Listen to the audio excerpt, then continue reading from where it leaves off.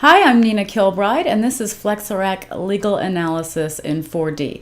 Today we're going to use the four-step Flex-IRAC rubric as a formative analysis rubric to think our way around all sides of a problem. That is, to think like lawyers. And this rubric helps us get in the habit of asking ourselves those critical questions that lawyers need to think about before they act or advise anyone else to do so. Flex-IRAC repurposes the law school writing rubric IRAC. IRAC is a great tool for reducing the universe of the law down to the point of your case and drawing your reader through to the conclusion you want them to draw. But we're going to apply IRAC in a flexible manner to think our way around the foreseeable issues of a case from our own perspective. And so the first step in the analysis is the issue.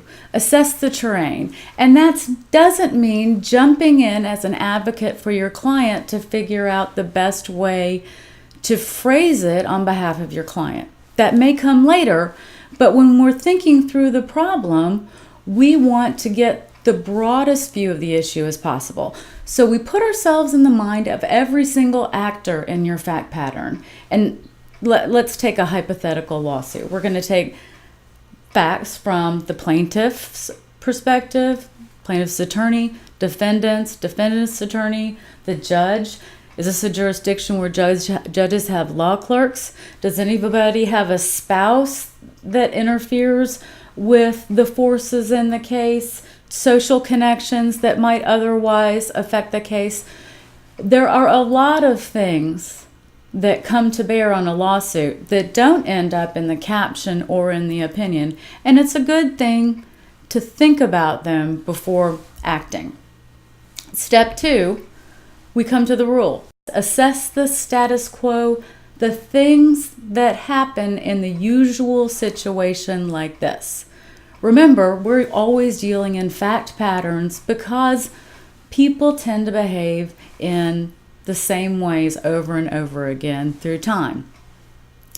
So, what are the rules that the law has adapted to deal with this situation? Is it a common law rule, a statute, a regulation, a social rule? What's the strength of that rule? Is the case law in shaky ground? Is the statute modified a lot by case law? Identify those things. And last, make sure you think about whether everyone else in your fact pattern agrees on what the rule should be in your case. For step 3, analysis, we're going to harness the powers of analogy and experience to both give context to the law and help the new legal information stick in our mind. And we're going to do that by, just like in writing class, making fact-to-fact comparisons between your case and the controlling law, and then making fact-to-fact comparisons between your personal experience and the fact pattern at hand. And that personal experience can come from anywhere. It can come from your daily life. It can come from television, a book you read, something you saw on the internet. Anything that exists in your memory bank to give the issue context, add to the framework of information you can use in making your decisions, and then hold the rules of law in your head. Last, we come to step 5, conclusion. And of course, I've highlighted step 5 to symbolize the fact that our conclusion is not the answer. An answer is 1, 2, 3, 4, a linear certainty. 1, 2, 3, 5 shows us that when we are thinking our way around a legal problem, we're thinking on a curve of probability and potential. So, what are the potential outcomes of your case? What facts might change those potential outcomes? Do any of them exist? Do you need to go investigate and then revise your analysis? What is your recommended course of action?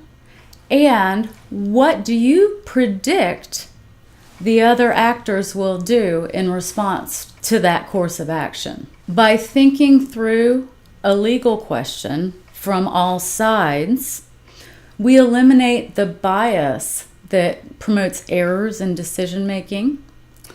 By tying our experience to our analysis, we give context to the law and we help grow the web of the law inside of our head. By keeping conclusions open, we keep that web of law active to analyze new situations. And lastly, those open conclusions avoid building a burden of proof in our mind that comes from thinking that we know the answer to any question. If you don't build a burden of proof in your mind, you don't have to overcome it when facts inevitably change. I'm Nina Kilbride. This is Flex-IRAC Legal Analysis in 4D. Thank you for watching.